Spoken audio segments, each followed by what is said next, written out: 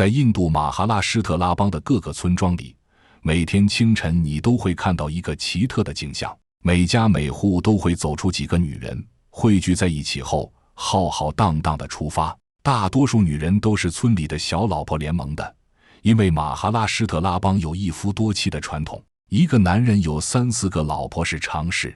这些小老婆们的头上无一例外都顶着一个罐子，有的罐子是银制的，有的是陶制的。她们很安静，一个跟着一个朝池塘或水井走去。土地干旱开裂，如同老妪坑坑洼洼的脸庞，近40度的气温似乎将空间都热得扭曲。在这极端的环境下，他们汗如雨下，汗水从额头落下，流进眼睛里。地面如同烧热的铁板，炙烤着他们未穿鞋的脚。打好水后的罐子有20几斤重，他们像耍杂技一样，照样将罐子顶在头顶，稳稳地往家的方向走去。他们的脚步不敢慢一分，因为家中的丈夫和孩子还等着用水，于是只能强忍着环境带来的不适，完成自己打水的旅途。顶着银色铝罐的他们行走在开裂的土地上，就像是老妪干裂的脸上留下一颗颗珍珠泪。在印度，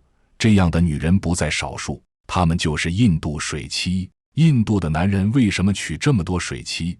他们为什么不参与打水的工作？水妻这个群体面临着什么样的生活挑战？今天就跟随我们的讲述，一起走进水妻们凄惨的一生。从某种程度上来说，印度是一个神奇的国度。印度人玩抽象的事情可不少，有在飘满动物浮尸的脏污恒河洗澡的，有用脚踩水果榨汁，徒手抓饭盛给顾客的，还有喜欢把玩蜥蜴和汽车尾气管的。而且印度女性地位低下，男女不平等。在偏远的农村，12、13岁的女孩才刚发育，就被父母安排嫁给老男人为妻。当然，这些只是某些人的个人喜好，或者是社会的公共习俗。但不可否认的是，哪怕现在是现代化社会，印度在多方面也仍然保留着较多的传统陋习，比如印度的种姓制度。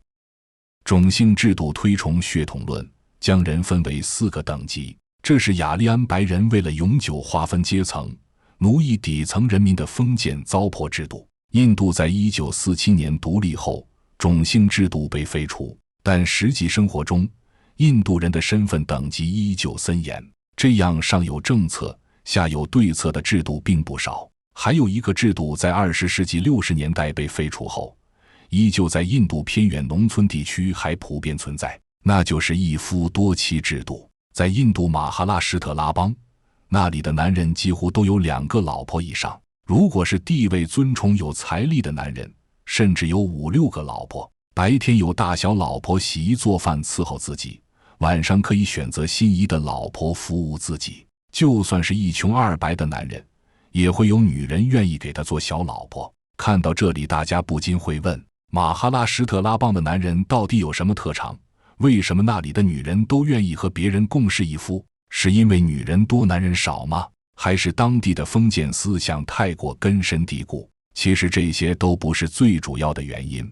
这里的男人娶多个老婆是为了一件很日常的事，那就是打水。被家中男人娶来派去打水的小老婆被称作水妻。在婚姻关系中，妻为尊，妾为卑，而水妻连妾都不如。他们的作用就是每天顶着水罐去10几公里外的水源打水。水妻群体在家庭中的价值，说白了就是一个可供男人使用的水龙头或水管。他们像是一个商品，被剥夺了女性的权利，遭受着非人的对待。有些水妻不被允许与丈夫生下孩子，即使生下了孩子，水妻们也无权分享丈夫的财产。在家中也没有独立的房间，在丈夫和大老婆的房间拉一块布隔开就是她睡的地方。水妻要等丈夫、正妻和孩子吃完饭才能去吃饭。在马哈拉施特拉邦的丹嘎马尔村，居住着上千人，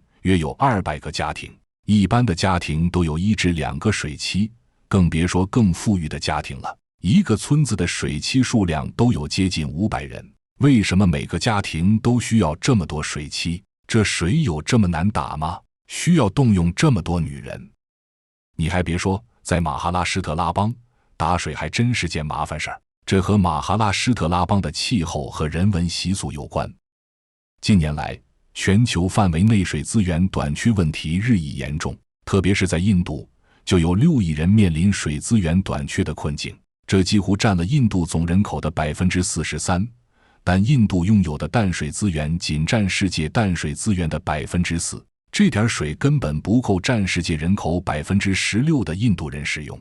而印度中部地区是整个印度最干旱的地区，马哈拉施特拉邦就位于印度的中部。受季风气候和地形的影响，马哈拉施特拉邦常年降雨量稀少，气温高。经过多年的干旱，该邦河流水流量逐年减少，就连水坝和水库的水也很难供全邦人使用。人们没办法，只能不停地开采地下水，但都是杯水车薪，还将当地的水资源破坏殆尽。马哈拉施特拉邦有80%的地区都易受旱灾的影响。超过19000个村庄无法直接就近获得日常用水，简而言之，就是这些村庄的每家每户家里都没有水龙头可以接水使用。想要水，村民只能长途跋涉跨区打水。就拿丹嘎马尔村来说，这个村子每到夏天都会遭遇旱灾，天气都热得可怕，太阳会晒裂土地，晒干水井，晒死耕牛。有时候旱季还会持续8个月之久，在这种极端的环境下，人们每天花在打水上的时间可高达10几个小时。除了吃饭睡觉，不是在打水就是在打水的路上。农活不用干了，家务也没时间做了，更没办法谋生。这样下去可不是办法。于是丹嘎马尔村人想了一个办法，那就是扩大家庭的人口数量，大家轮流去打水。村里的男人大多早早的就结婚了，这样自己就能去干农活、打杂工，让老婆去打水。这个方法一开始还行得通，但从老婆生了孩子后，就越来越难以实施了。老婆要在家里照顾孩子、打扫卫生、煮饭菜、外出采集食物，哪里还有足够的时间去打水呢？那就多生点孩子，等孩子长大了，家中的劳动力也就多了。在印度村庄，很多孩子从刚学会走路，就得帮助母亲承担家务活儿。女孩们常常跟随母亲外出打水，小小的身躯并不能负重太多水，能拿5、6斤水都已经很厉害了。要想像母亲那样能打20、30斤的水，还得等孩子10几岁才能有可能，这等待的时间成本可太高了。男人们思来想去，干脆还是再娶一个小老婆吧。这下好了，大老婆顾家顾娃，小老婆打水，男人在家坐享其人之福，天伦之乐。可没过多久，这个办法就又不行了。随着夫妻俩不停造人，家里吃饭喝水的嘴巴越来越多，谁也不够用啊，小老婆也打不过来了。那行吧，再娶一个，2个小老婆总够了吧？对于一般的家庭来说，的确是够了。但对于家底丰厚的家庭来说还是不太够，于是又多娶了几个小老婆。反正山高皇帝远的，中央也管不到偏远山区有一夫多妻的恶习。再说了，真要管，那就是断人生路，家里没人打水就都是死。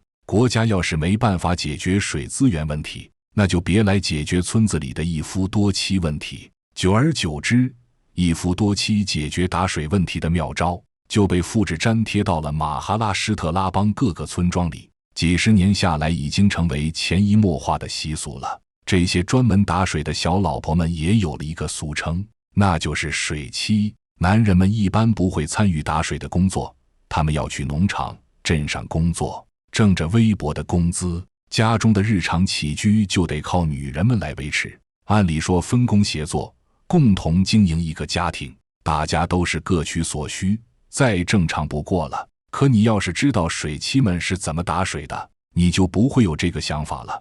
水妻不仅要面临身份地位的歧视，日常生活中要面临的挑战可不少。在丹嘎马尔村，家里不仅没有自来水，村里更加没有公共水龙头，要想打水只能前往村庄附近的一座山下，那里有2口水井，是最近的地方了。最近的水源自然也是兵家必争之地。除此之外，就是时不时来村里的水车，每天排队的人可不少，因为抢水而引发的 battle 更不少，经常能看到女人们互相谩骂、打架、揪头发的场景。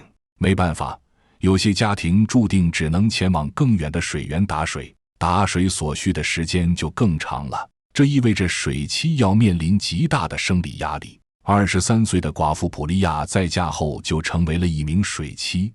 她在嫁的男人并不富裕，她看中了男人的家庭成员比较简单，家里没有年迈的公婆，只有一位正妻和正妻所生的2个小孩。她是这个家中唯一的水妻，家里人相对较少，那用水需求应该也不会很高。哪怕这个家庭一贫如洗，对于她这个寡妇来说是赚到了。她虽然不是水妻中最年轻的，但却是经验最缺乏的。于是她只能跟着村子里的水妻们一起结伴去打水。水妻们一般在天还没亮的时候就要起床出门打水了。普利亚头顶着2个摞起来的空罐子，跟着大部队一起走。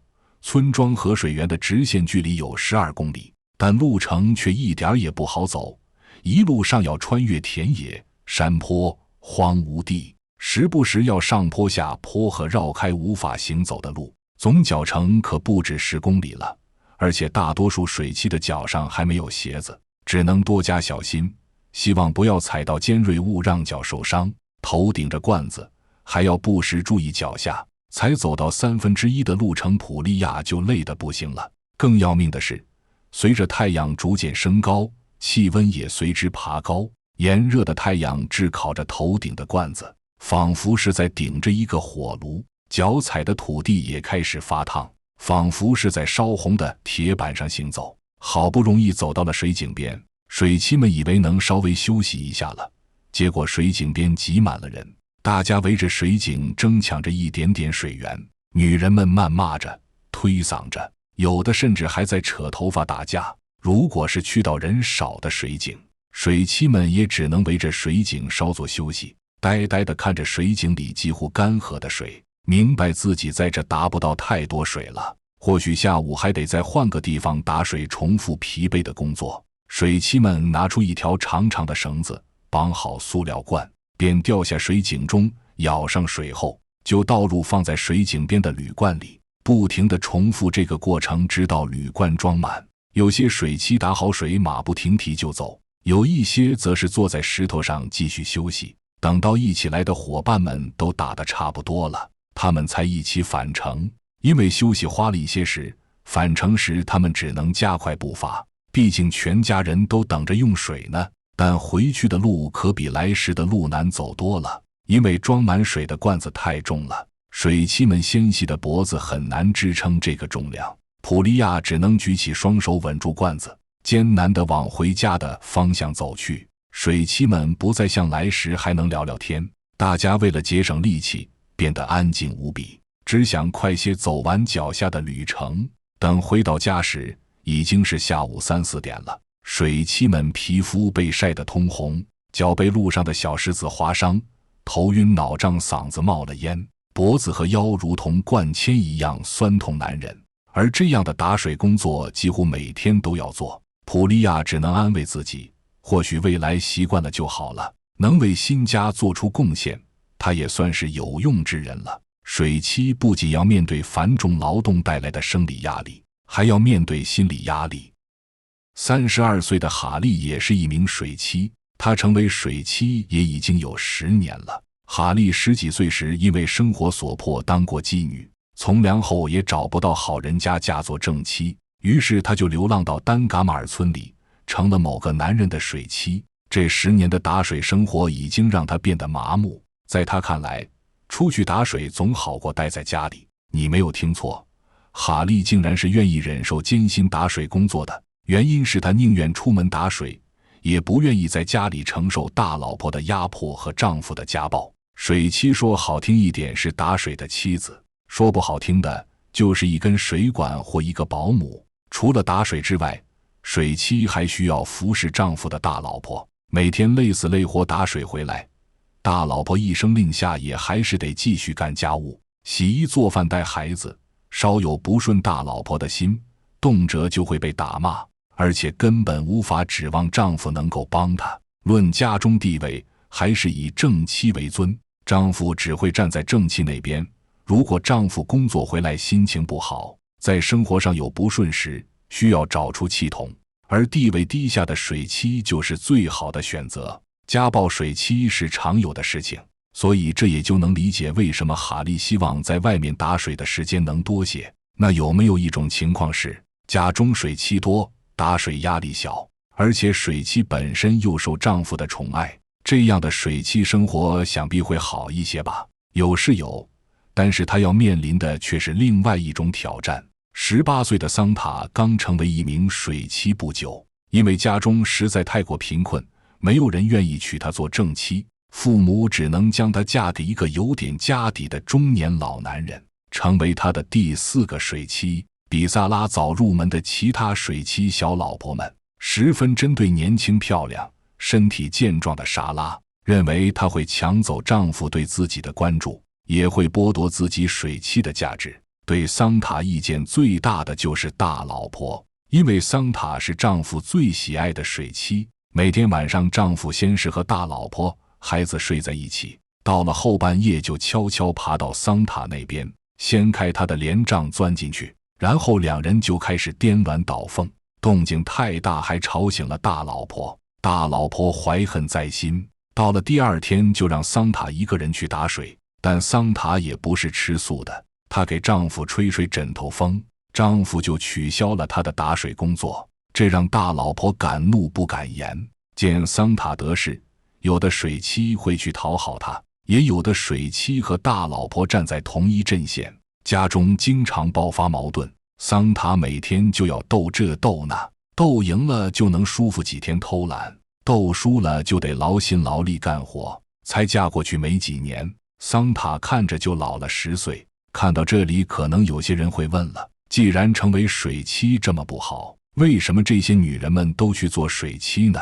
细心的朋友可能已经发现了，成为水妻的普利亚、哈利、桑塔他们的社会身份都很低，一个是克死丈夫的寡妇，一个是千人骑万人睡的妓女，一个是家里一贫如洗的贫女。在印度的文化中，婚姻对于女人来说非常重要。如果一个女人没有婚姻和丈夫，那么她的人生将是不完整的。那些嫁不出去的贫女，走出风尘的妓女，身体有疾病无法生育的女人，离异或者丧夫的女人，在日常生活中会遭受到歧视、谩骂、排挤。只有她们嫁了人，有婚姻有家庭，这种情况才会改善。这也是水妻们愿意接受这种屈辱生活的原因，只是为了获得一个能收留他们的夫家，自己的社会身份能得到认同。深陷悲惨命运的水妻们也不敢反抗，也不敢多争取有利自己的权益。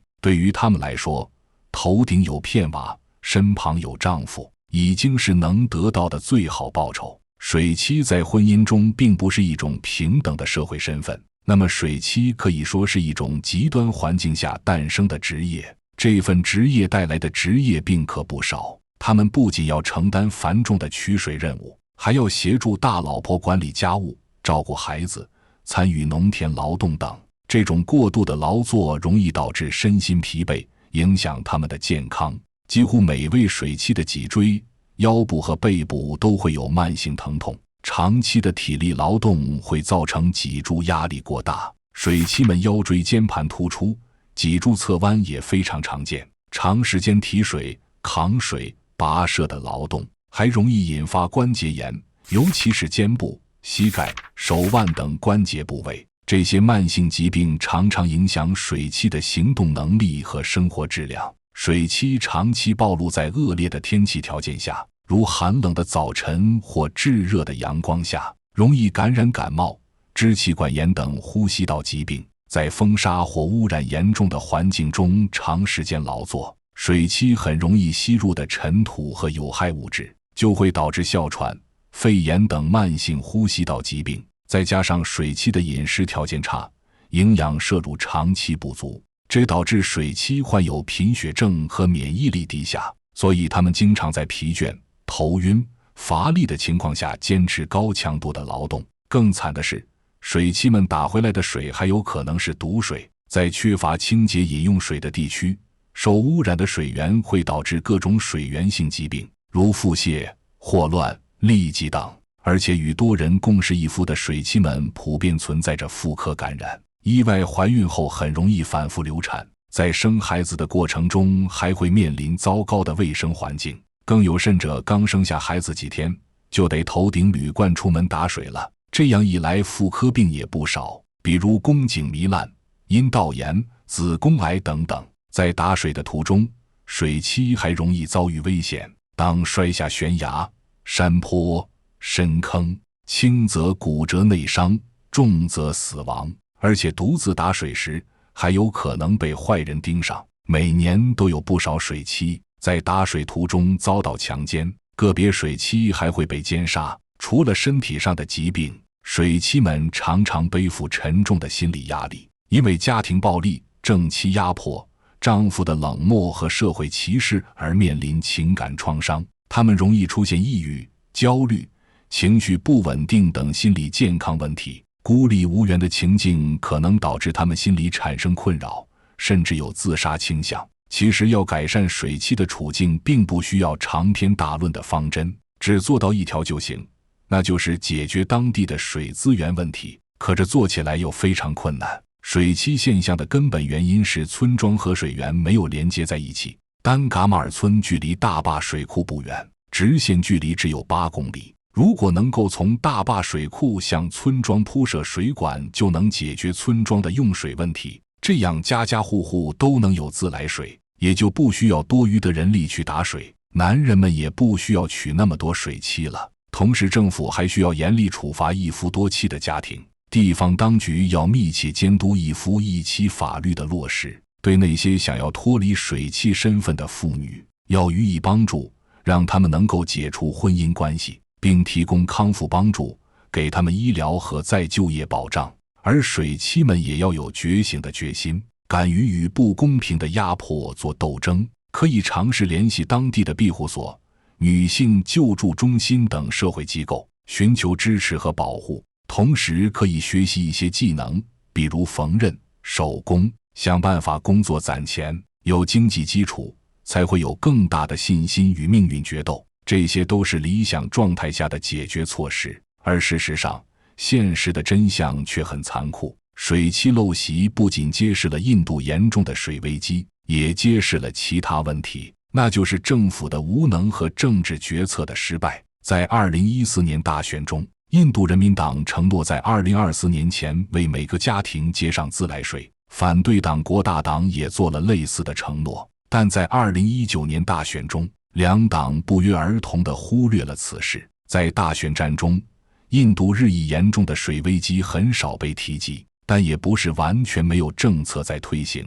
比如2014年马哈拉施特拉邦政府推出了一项计划，鼓励民众参与恢复水坝、水箱、蓄水池储水能力的工程，为民众提供资金去缓解村庄水资源短缺的问题。但因为腐败和资金分配不当，这项计划很快被撤回并废除了。2019年，马哈拉施特拉邦又实施了一项政策，每天派出6300余辆油罐车，为干旱的4900余个大村庄和10500个小村供水。然而这也是上有政策下有对策，实际上这些油罐车只是偶尔送水，3天打鱼2天晒网，即使是送水了，也不够所有村庄人口的需求。这样一来，所有的救济和发展政策都没有真正惠及到干旱的村庄，于是水妻越来越多。而且水妻这样一夫多妻的陋习并不在法律范围内，也不进入法庭程序。在印度城市，一夫多妻触犯法律，最多可判处长达7年的监禁。但在那些偏远独立的小村庄里，当地的领导人知晓有这种情况，但没有过多干预。他们认为解决村庄干旱问题最便宜最简单的方法，就是允许水妻习俗的存在，而不是大力投资铺设水管。至于那些水妻的处境，他们也不想过多关心，反正累的不是他们自己。夕阳西下，32岁的哈利完成了今天最后一趟打水。10年的水期生活，他最大的梦想就是能活到通自来水的那一天。也许要等到他的女儿长大时，这个愿望才有可能实现。如果他能活那么久的话。村里又有一个新的水期来到这里，和其他水期一样，他也将在每个清晨顶着沉重的水罐，走在这条艰难的道路上。这个循环仿佛永远不会结束。只要这里还缺水，就还会有更多女性成为水妻，用她们的血与泪来换取这片土地的生存。虽然不少国际组织试图改变他们的命运，但在没有政府强力支持的情况下，这些努力终究如同这里干涸的水井，难以解决根本问题。然而，坚持不放弃是人类的底色之一，哪怕只能改变一个水期的命运，也许就能带来一个村庄的希望，一座城市的改变。这片土地上的水期们仍在等待着那个永远可能不会到来的救赎。而明天的黎明，这个故事还将继续上演。这些村庄是否有可能迁移到水源附近？是否能通过教育来改变年轻女孩们的命运？欢迎在评论区和我们分享你的想法。长视频制作不易，如果你喜欢我们的视频，欢迎点赞转发，下一个视频将更精彩。